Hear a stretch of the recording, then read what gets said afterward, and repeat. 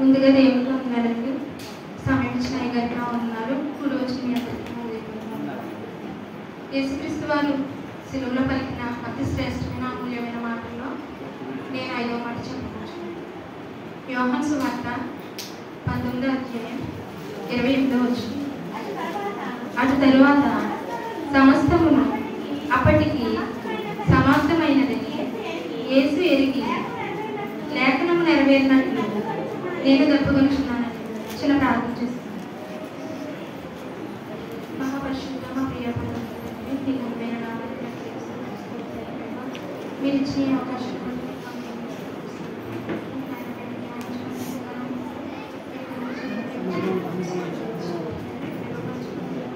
ధైర్యం తెచ్చి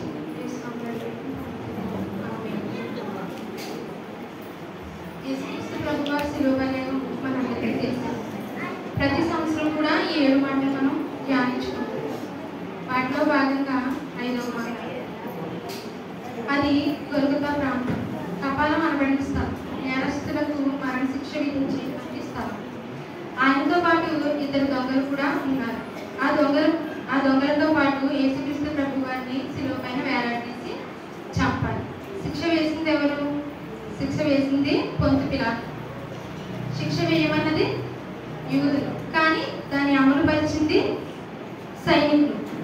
ఆ సైన్యాధిపతి వారంతా చిత్రహింసలు చేస్తున్నారు, కొరడాలతో కొడుతున్నారు, ఈడ్చుకెళ్తున్నారు. శిక్ష అనేది భయంకరంగా అమలు చేస్తున్నారు. దారుణంగా చిత్రహింసలు చేసి శిలువకు మధ్యలో పెట్టి 2 కాళ్ళకు చేతులకు మేకులు కొట్టి శిలువ మీద వేలాడదీశారు. అలా శిలువ మీద వేలాడుతూ పలికినటువంటి మాటలే ఈ 7 మాటలు. ఇందులో 5వ మాట దేవుడు నాకు ఇచ్చినందుకు ఆయనకు ధన్యవాదాలు. వాటిలో భాగంగా 5వ మాట, యోహాను సువార్త 19:28లో చెప్పిన విధంగా నేను దప్పుకొనుచున్నాను అని ఆయన పలికారు. ఈ మాట ఆయన దాహాన్ని తెలియజేస్తుంది. దప్పికొన్న వారులారా నా యొద్దకు రండి అని పిలిచిన దేవుడు శిలువ మీద దాహము అని అడుగుట ఎంతో విచిత్రంగా ఉంది.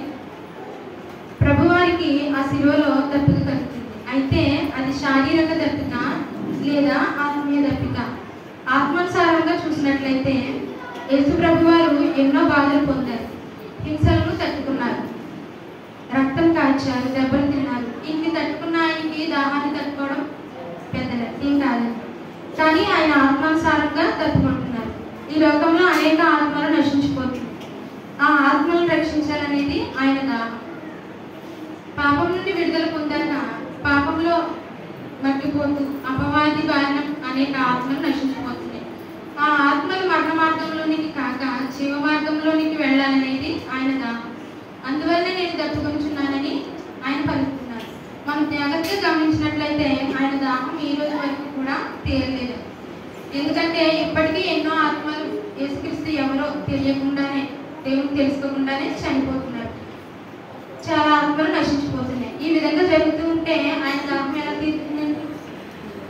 కీర్తన 69వ సంకీర్తన 21వ వచనం.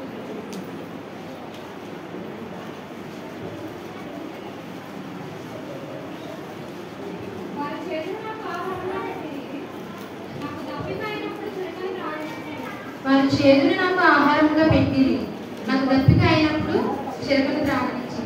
ఇది ప్రవచనం నెరవేరాడు. ఆయన 2000 సంవత్సరాల క్రితం ఇది గ్రహించారండి. అయితే ఆయనకి దాహం అన్నప్పుడు గోడము ద్రాక్షరసాన్ని కలిపి ఆయనకి ఇచ్చారండి. అది ఒక మత్తు వంటి పదార్థం. అంటే ఆయన అప్పటికే చాలా బాధపడుతున్నారు. ఆయన పరిశుద్ధుడు, నీతిమంతుడు కనుక కింద ఉన్న వారిలో ఒకరికి అనిపించింది ఆయనకి ఇవ్వాలని. అయితే అది ద్రాక్షారసము గోడము కలిపించింది. అది మత్తు వంటి పదార్థం. అది ఆయన తీసుకోలేదండి. ఇచ్చారు కానీ ఆయన తీసుకోలేదు. స్పంజి అందులో ముంచి ఇచ్చారు. కానీ ఆ స్పాంజ్ అక్కడ ఎలా ఉంది అని అంటే, అక్కడ సైనికులు ఉంటారు కదండి, వాళ్ళందరూ వాళ్ళు వేసుకునే వస్త్రాలు ఏంటి ఇవన్నీ ఆ కిట్లో భాగంగా వాళ్ళ హెల్మెట్ కి వాడతారంటండి ఈ స్పాంజ్.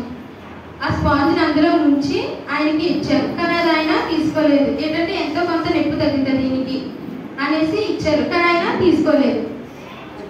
ఇంకా మనం బైబిల్లో చూడగలిగితే దాహం కలిగిన వారు చాలా మంది ఉన్నారు. ఇక్కడ మనం చూస్తే ఆదికాండము 21వ అధ్యాయం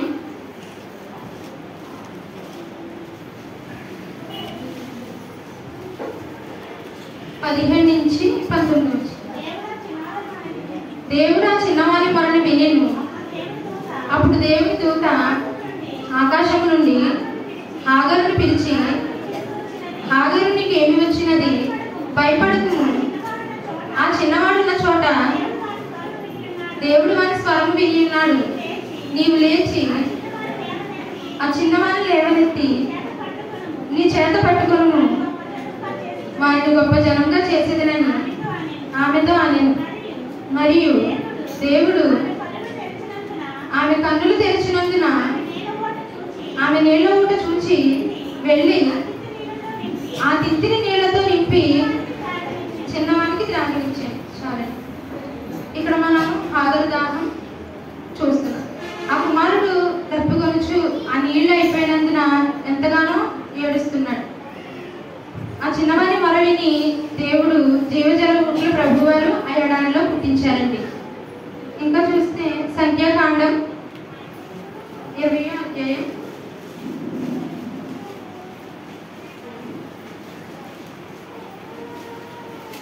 11వ వచనం. అప్పుడు మోషే తన చెయ్యి ఎత్తి 2 మార్లు తన కర్రతో ఆ బండను కొట్టగా నీళ్లు సమృద్ధిగా ప్రవహించాయి. సమాజమును పశువులు త్రాగించాయి. ఇక్కడ ఇశ్రాయేలు దాహం. ఇక్కడ మనం చూస్తే ఇశ్రాయేలు తప్పుకొనిచున్నారు. వారు అక్కడ తప్పుకొని ఉన్నారు. మాకు దాహం వేస్తుంది మోషే అని మోషే మీద సరిగారు. ప్రభువారిని అడిగితే ప్రభువారు ఆ బండ దగ్గరికి వెళ్ళి ఆజ్ఞాపించు మోషే అని చెప్పగానే వెళ్ళి ఆజ్ఞాపిస్తాడు మోషే. 20 లక్షల మంది తాగే నీళ్లు దేవుడా యొక్క బండలో నుంచి ప్రవహించేలా చేశారు. అక్కడ జీవజల నది ప్రవహించేలా చేశారు. యోహాను సువార్త 4వ అధ్యాయం 13వ వచనం.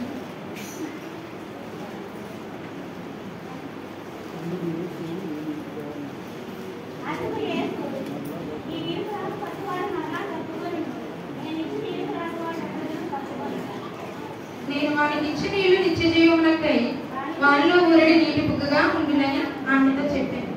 ఇక్కడ చూస్తే మనకు అందరికీ తెలిసిందేనండి సమరయ స్త్రీ దాహం. ఇక్కడ సమరయ స్త్రీ దాహం కొని ఉండట చూస్తున్నాం. యేసుక్రీస్తు ప్రభువారు ఆ బావి అంటే యాకోబు బావి దగ్గరికి 12 గంటల సమయంలో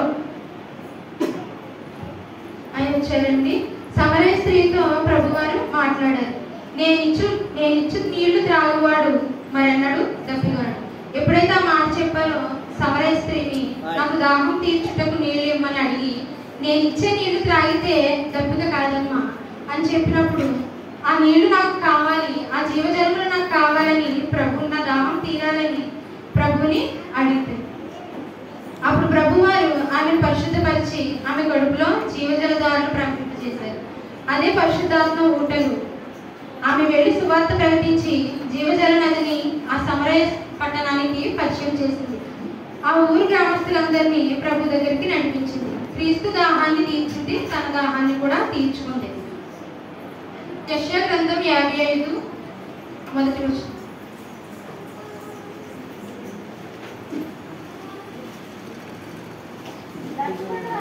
దప్పుకొని వారులారా నా యొద్దకు రండి, మొక్కులైన వారులారా మీరు వచ్చి భోజనం చేయండి.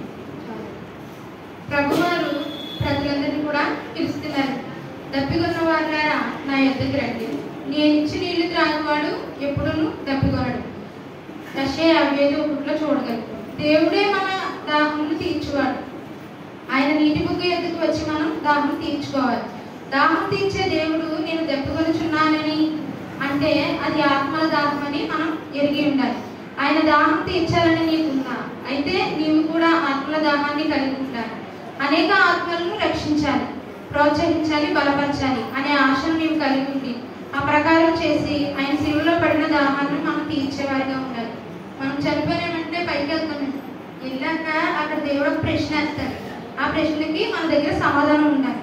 నీవు భూమి మీద ఉండగా ఎన్ని ఆత్మలను సంపాదించావు అని అడుగుతారు. అప్పుడు మన దగ్గర సమాధానం ఉండాలండి. ఈ కొద్ది మాటలు దేవుడు దీవించుకుంటాం.